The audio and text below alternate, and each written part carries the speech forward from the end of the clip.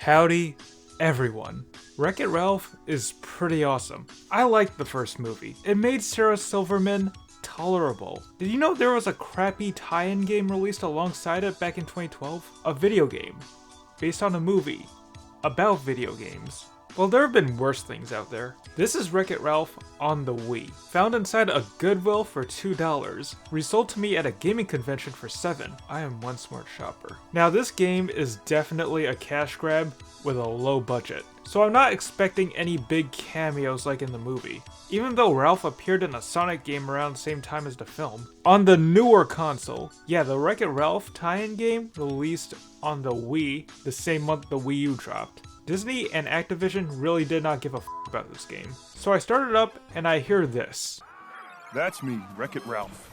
I'm a bad guy. Capital B, capital G. Yeah, that's definitely John C. Reilly's voice. Then out of nowhere, Sugar Rush gets invaded by more bugs than insert AAA game at launch. If you can't tell, the Wreck-It Ralph tie-in game is set after the first film. So hey, maybe this could be a better sequel than Ralph Breaks the Internet. F that movie.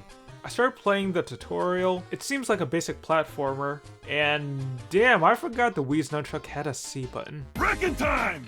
Did he just say what I thought he said? Okay, this game might actually be ahead of its time. Why is Ralph running like he's Nick Avocado? Hold on, what are these cutscenes? What the hell is this? I know the Wii wasn't known for having the best graphics, but goddamn, whoever got hired to put this together, you are a saint. This is just amazing. So there are 3 areas based on the main arcade games from the movie: Fix-It Felix Jr., Hero's Duty, and Sugar Rush. Each area has 4 levels and a boss fight. It seems like a pretty basic 2D platformer. You can switch between Ralph and Felix on the fly to get from point A to point B. Ralph moves slower, but he has stronger attacks. Felix moves faster, but it takes more than a few button mashes to kill an enemy. Wait, actually, hold on. I thought Felix was only known for being able to fix things. There's a whole joke in the movie about it. Now suddenly he can toss hammers around like he's a Norse god? Activision. F safe work environments and f continuity. Just going through one level, I can guarantee that the platforming is going to be terrible throughout my playthrough. It manages to be both slippery and stiff at the same time. There's no flow to it. Even platformers on the NES play better than this.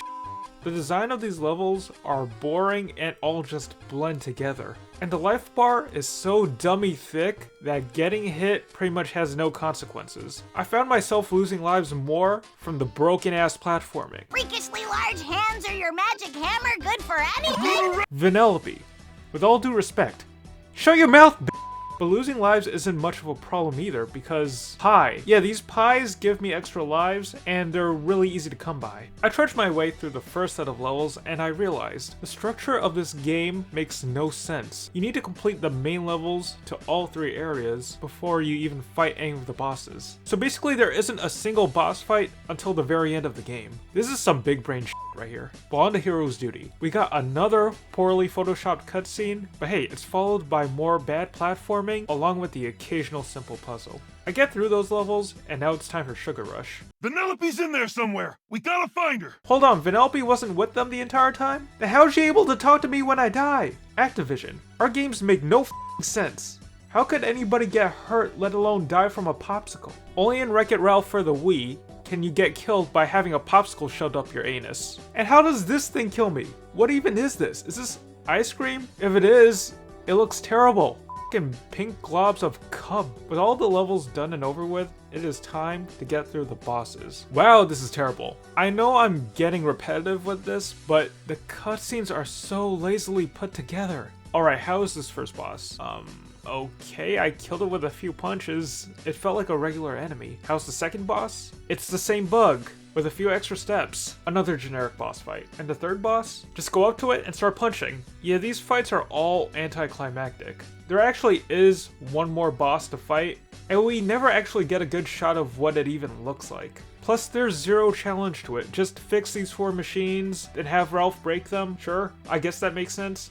I'm pretty sure I defeated the boss. I couldn't tell because I accidentally skipped the ending cutscene, and I really don't care enough to rewatch it. But I'm thrown back to the main menu, and I'm rewarded with New Game Plus. If you want to torture yourself by playing through this piece of garbage a second time, this game is terrible. I would rather watch that shit sequel again. I did like the part where Ralph said it's wrecking time, and that's an actual thing that happens in the game. But with that said, this game does belong in the bottom of a Goodwill. I want to wreck the out of this thing.